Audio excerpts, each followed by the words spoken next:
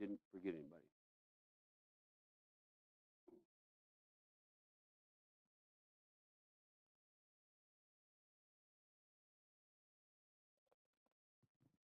Mm. Okay, as we uh, as we finished last week, we're about in the middle of chapter 27, and Paul is reaching the point where he is about to be have to endure a shipwreck. He's going to be um, shipwrecked on an island called Malta, which, if you still have the map that I gave you last week, you'll see that it's just south of the country of Sicily. Um, it's always helpful. I remember when I was going to school and when I was teaching also, it's always helpful to think of Italy kicking Sicily toward Malta. That's the way you help remember some of the geographical locations of some of these countries in that Mediterranean area. But we're going to see throughout Paul's finishing his travels on his way to Rome, and remember he's on his way to Rome to exercise his right as a Roman citizen to appeal his case to the Roman emperor, who at this time is Nero, and he's fortunately in the first 6 years of Nero's reign, which is much better than if he'd have been at the last 6 years of Nero's reign in terms of the way that Nero treated the citizenry and especially the Christians. But I want us to look at the events regarding the shipwreck. They are, of course, in a great storm. They're on a ship that isn't particularly suited well to being able to withstand the storm. But Paul has assured everyone on the ship that if they will, as they now are headed to shipwreck, he reminded them that he warned them that something was going to happen, but they failed to listen to him, and instead the owner of the ship and the centurion listened to the pilot and felt like, well, we can make it to a certain place and we'll be safe for the winter. But that's going to turn out not to be the case. But Paul will remind them that had they listened to him, that they would not be having to endure something that was going to occur. And in verses 22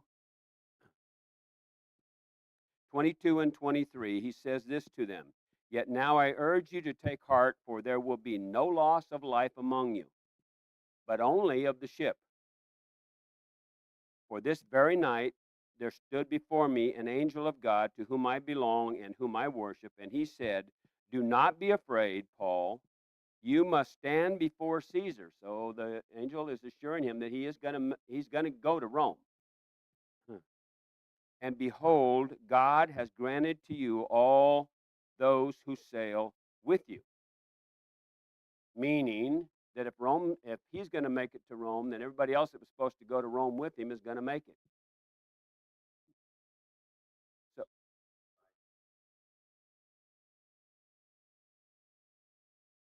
right,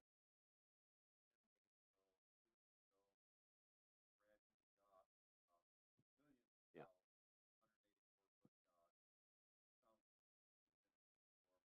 right. Yes, and especially thinking of it in the times that we're in now. We're in the first century, and the ships are just simply not made to be able to withstand many of those winds. Plus, they're in an area. If you look on your map, they're in an area. They're in an area called Syrtis Minor and Syrtis Major, and that particular area of the Mediterranean is known for having sandbars. And so they're in a very precarious situation in terms of, first of all, their ship is out of control. They can't control it because of the severe storms that are going on. They've had to already start jettisoning cargo. They've had to take down their masts. relieve themselves of some of the equipment that they need to load and offload cargo. So they're trying to make the ship as light as possible to be able to not only uh, not hit the sandbars, but also to be able to control it in some way. And they're not having much success. But here's Paul telling them, just we'll be all right because God has told me that we're going to be all right. And I have faith in God to the point where whatever He says is, I believe that He's going to take place. Because look in verse 25. So take heart, men, for I have faith in God that He will be exactly as I have been told. But then he said, but we must run aground on some island. And as it turns out, that's exactly what happened. See? Some of the events that occurred during that shipwreck, first of all, the soldiers, the Roman soldiers, wanted to kill all the prisoners. They were afraid they would escape.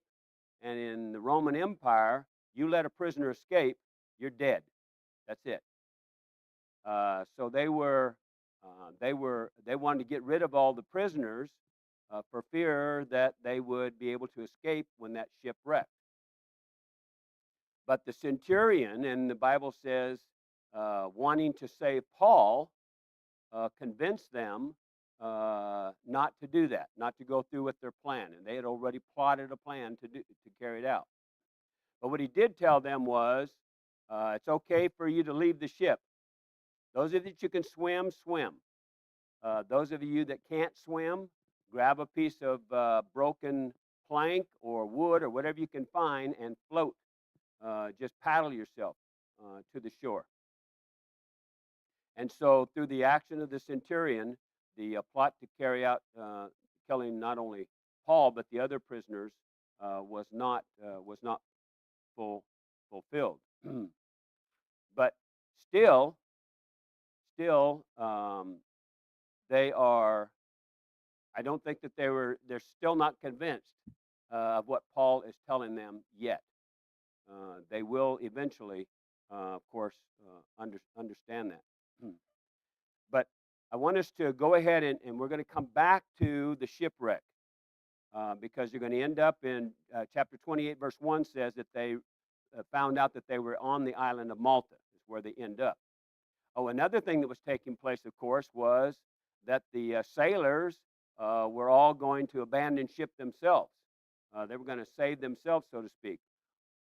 And Paul tells the Roman soldiers about it, and so the Roman soldiers cut the ropes to the boats that the sailors could have escaped on. Lifeboats or dinghies, whatever you want to call them. And so they were not able to escape from the ship because Paul's warning was, you need them to make sure that the ship can at least make it somewhere close to the shore. But I want us to go ahead, and I'm going to come back to this because this particular part introduces something that's related to the concept of God's providence, and I want us to discuss it here in just a minute. But let's go ahead and let's go to the fact that they have now run aground, and of course the ship is wrecked. There's no way that they can ever use that ship again. And they end up on the island of Malta. And there it's revealed in chapter 28 that depending upon what version you're reading, they call them the natives. Now, the reason that particular language is used here is because these are non-Greek speaking people.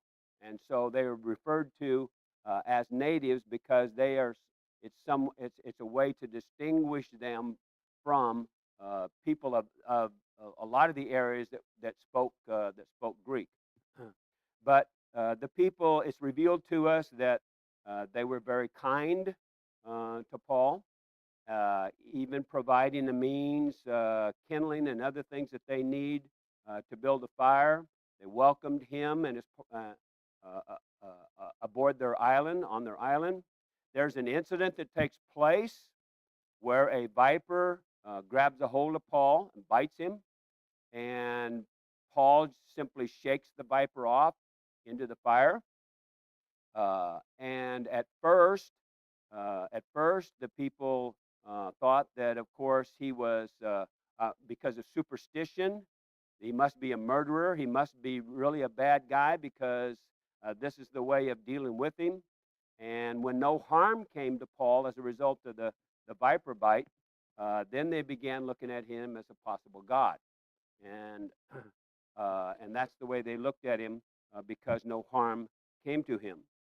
It's also revealed that there's a man. Depending on what version you're reading, there's a very important man on the island called Publius, uh, who may have been a tribal chief. We're not sure exactly, but nevertheless, he was an important man as it pertains to the island. And he also received and entertained the travelers. But his father was sick.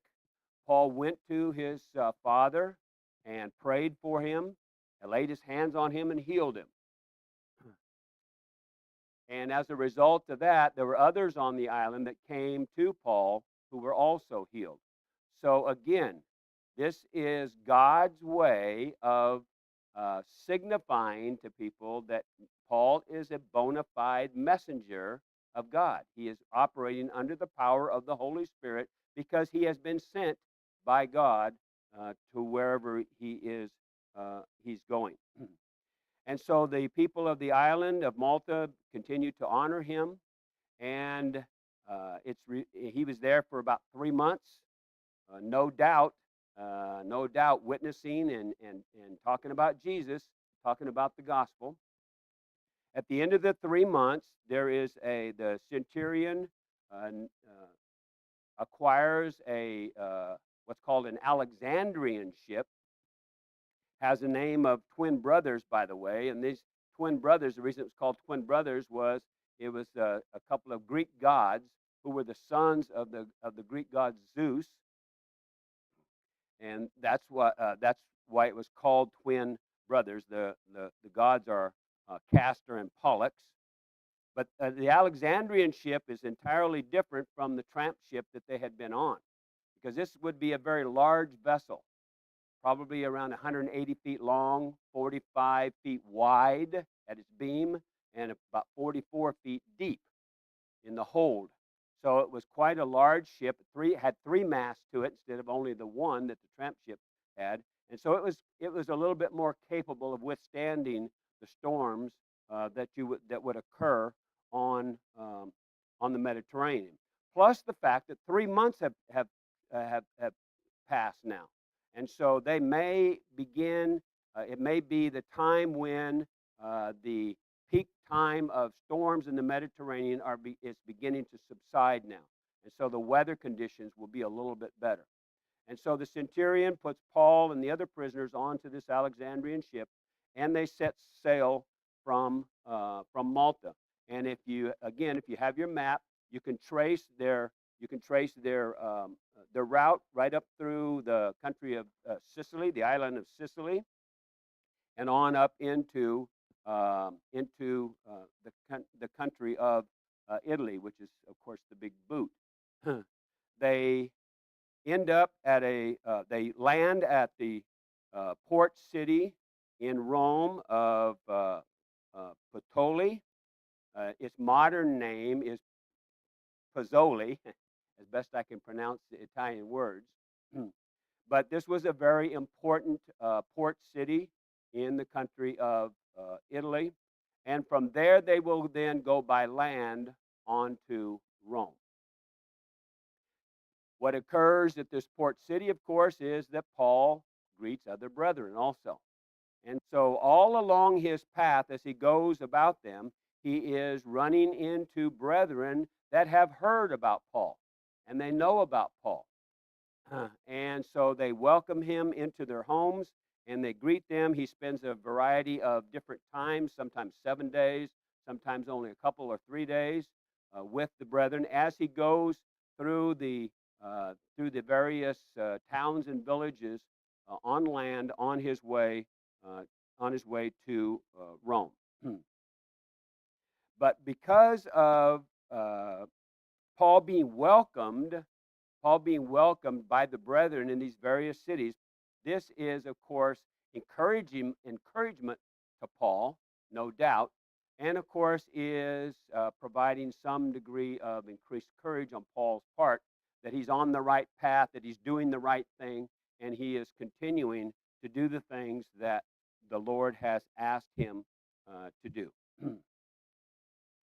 So finally, after several days on the road, not always traveling, but stopping at different places to rest, no doubt, and to spend time with the brethren, Paul finally arrives at Rome, where the centurion delivers all the prisoners to the Roman guard there.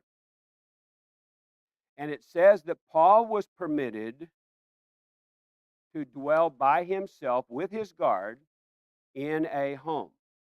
So the question comes up is, why was Paul allowed to be placed in house arrest when the other prisoners had to go into the dungeon? And there was a particular name of the prison there in Rome, and it was noted.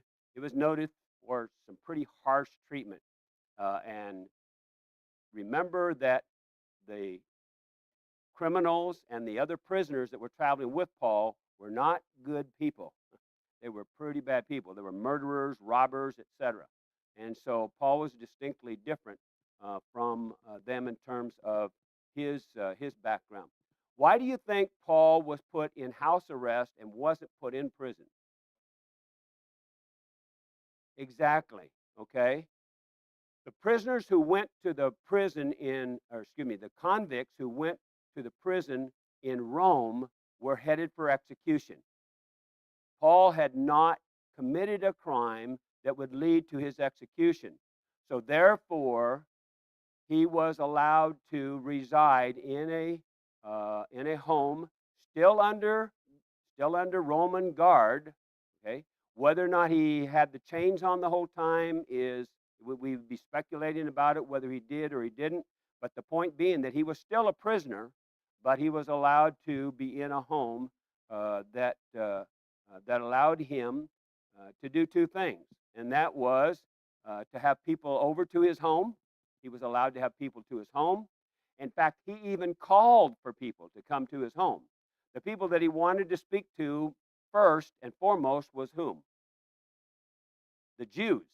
He wanted to speak to the Jews first. He wanted to speak to the Jewish leaders. And so they came, and Paul revealed to them just what had taken place, the reason that he had ended up in Rome.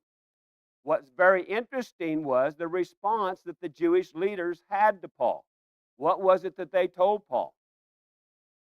They didn't, Charles, they didn't know anything about it. Not only did they not, they had not received any letters, which is typical when it was typical for, if there was really, so to speak, a bad dude going somewhere among the Jews, that they would send letters, okay, along to the leaders of the various places so that they'd be aware that he's coming. Well, they had received no such letters. So they were not aware of whatever Paul had endured or whatever Paul had happened to Paul. And so, what other thing did they tell Paul that they knew about him?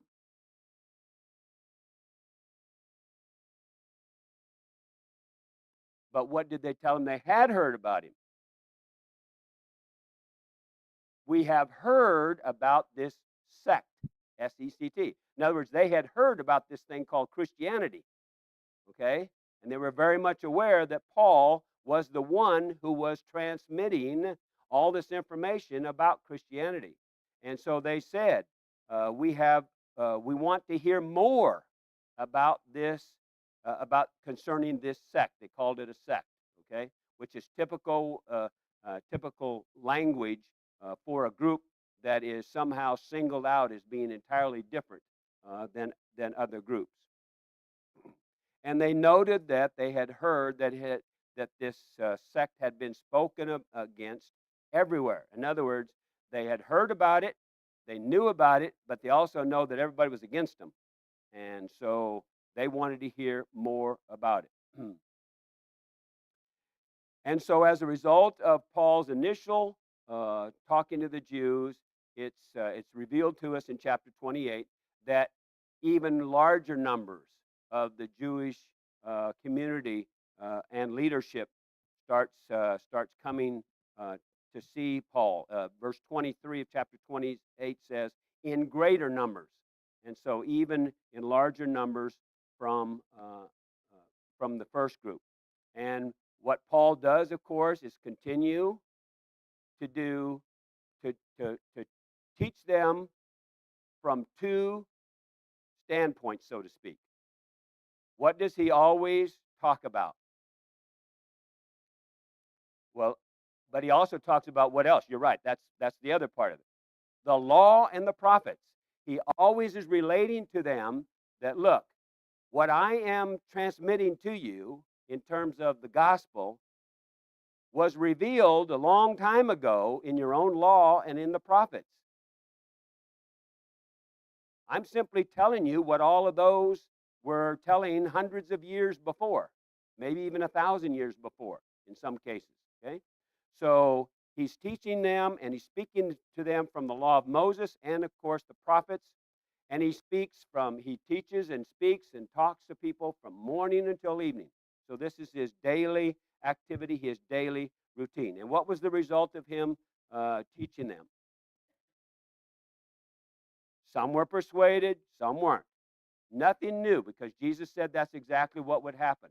Some would come to be believers, but there will always be some who, no matter what you say, are not going to believe. Yes, Brian.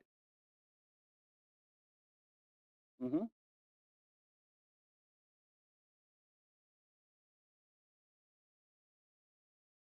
Okay, we'll get to that. Okay, he right now he's in house arrest.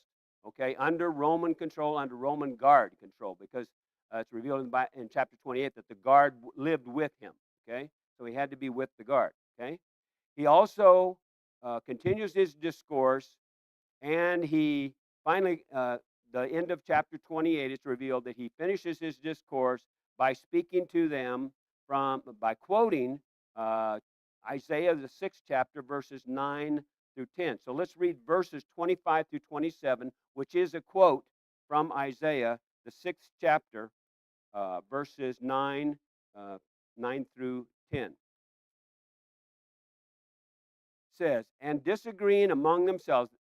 So some believe, some disbelieve. They go away, and they're having a lot of disagreement, even among themselves. Okay, they departed after Paul had made one statement: the Holy Spirit was right in saying to your fathers through Isaiah the prophet, "Go to this people and say, you will indeed hear, but never understand."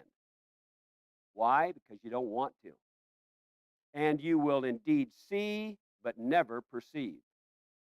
For this people's heart has grown dull, and with their ears they can barely hear, and their eyes they have closed, lest they should see with their eyes and hear with their ears and understand with their heart and turn, and I would heal them. Therefore, let it be known to you that this salvation of God has been sent to the Gentiles. They will listen. So here was Isaiah, and can you imagine their eyes getting really big? Because here he's revealing, Isaiah said this a long time ago. Okay, said this a long time ago that most of you would not listen because you don't want to listen, you don't want to hear, you don't want to believe, and so he really opened up to them as to why not only is he going to Rome and then where he's going to go from here. Of course, the reason he's going to the Gentiles is because God has sent him to the Gentiles because the Jews don't want to accept it. Just like Jesus wasn't accepted in different areas, the Jews don't want to accept Paul and who he is. And so, of course, Paul's telling them that Excuse me. I've talked to you. Some of you will believe. Most of you will not. Many of you will not. So I am going on to the Gentiles because they will listen. And then verses 30 through 31 reveals to us that Paul was allowed to stay in this home for 2 years. He received all who came to him. He continued to preach the kingdom. He taught the things concerning the Lord Jesus Christ. He taught with all confidence, and no one forbade him to talk about the kingdom, about Jesus. And so that's where Acts leaves us. It leaves us with Paul still in custody, still a prisoner, so to speak. He is awaiting his day in court, so to speak, to see the emperor. And that's where Acts leaves us. And there's a great orator by the name of Paul Harvey. Okay? Paul Harvey used to say, the rest of the story is yet to be told. Okay? And so that's where Acts leaves us, with Paul continuing to preach, continuing to teach in Rome, all of those that he would either invite or would come to him to listen. Okay? Any questions yet?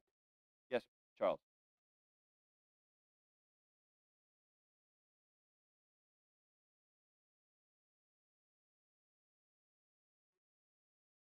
No doubt that was probably for one who had not committed any crime against the Roman Empire. He was probably more interested in hearing those that had actually committed crimes than someone who, as far as they could determine, had committed no crime against the Roman government.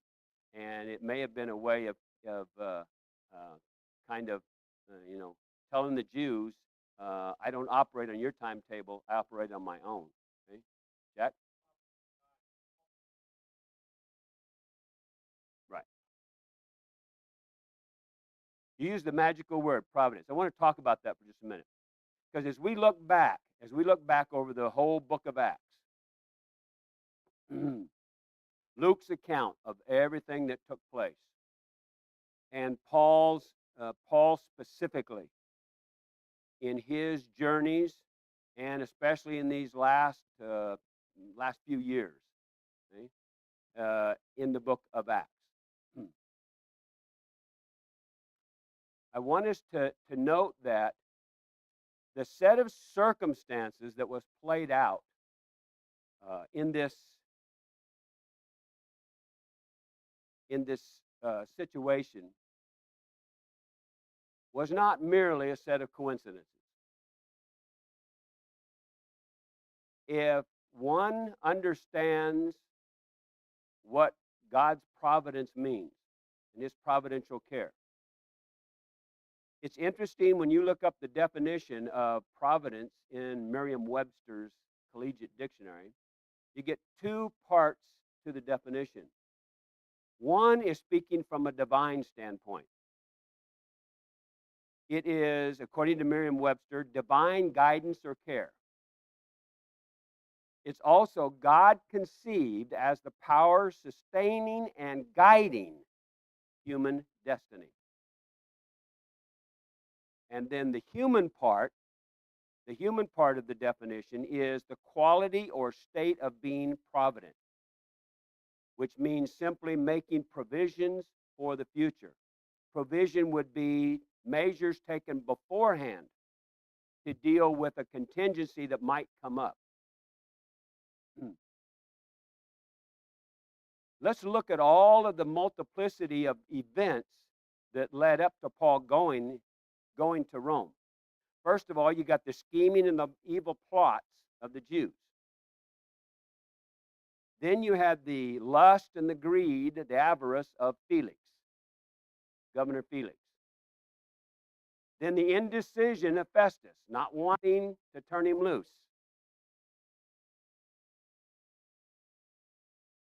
Not the least of all of these uh,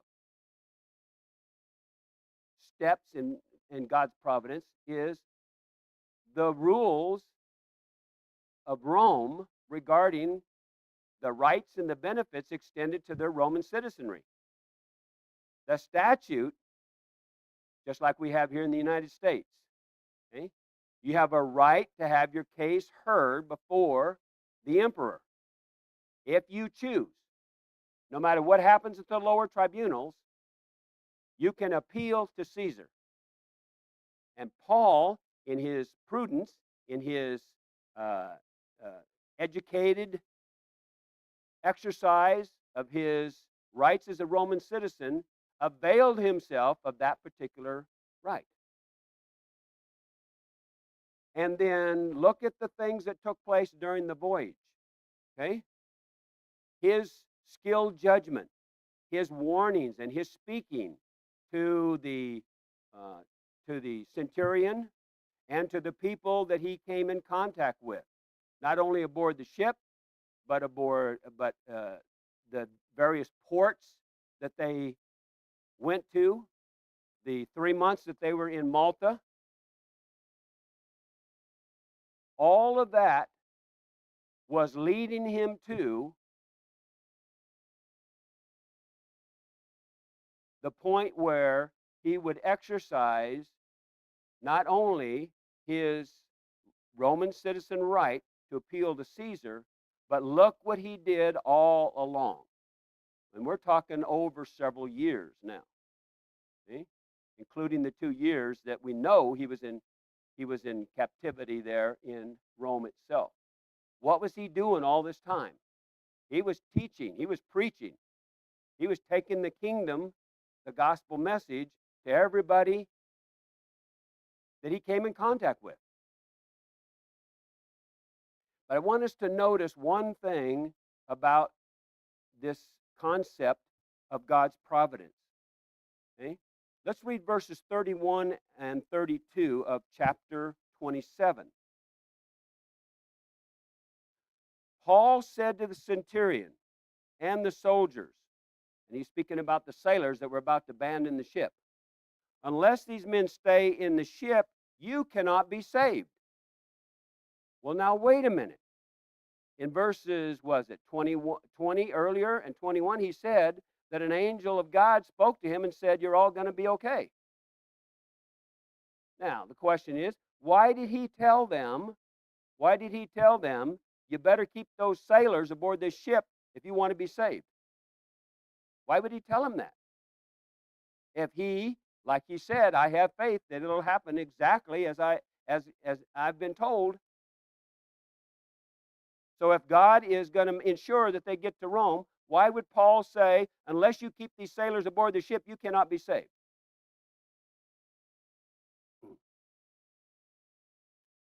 Think about the two-part definition of providence. There's a human part. To allow God's providential care to be extended to us, we've got to remember that we've got a part in this also. We've got to allow God's providence to be lived out in our lives. Okay? So what we have to remember is that just like Paul, even though he had been told that everything was going to be okay, he didn't feel like that was an excuse for him not doing anything. He still understood that he still had to do something to make sure or to allow that to take place. And so while God extends his providential care to all of his children, we got to remember that he still expects us to do everything that we humanly possibly can do in order to reach those desired ends, and then let God's providence take over from there. So we've got to do our part in order for God's providence to be successful in our own lives. And so the great lesson that we get from this last lesson and this entire study, as we think back, should be that as individuals and especially as a church collectively, okay, it's our mission And it is our responsibility to tell anyone and everyone. Remember that John 3:16, the gospel is provided for all, is that it's our responsibility, it's our part of God's will and his mission carried out through us to make sure we're speaking to everybody we come in contact with about the kingdom and about Jesus. And then when we do that, then God's providential care for that individual or for that group will take over from there. We've done everything humanly possible that we can to see that the grace of God is extended to them. And then remember that the power is in the word, not in us. We tell them, and we let the power of the word take over from there, because that's God's providence in their lives. Okay? Any final comments, questions? Okay, I hope you all have enjoyed this study. It's been a great study, I think. All the way, it took us a little while, but I think it was very worthwhile. And an extension of this, of course, will be our next study, Alive in the Spirit. Brian already gave you your homework. It's right on the bulletin. Right on the bulletin. So just read the bulletin. You'll see where it is. He wrote a great article, and then your homework is at the bottom of that. And he'll start us out next week on our new study. And anyone who didn't get a book yet, just see me, and I'll make sure that you get one. Thank you very much for all of your help throughout this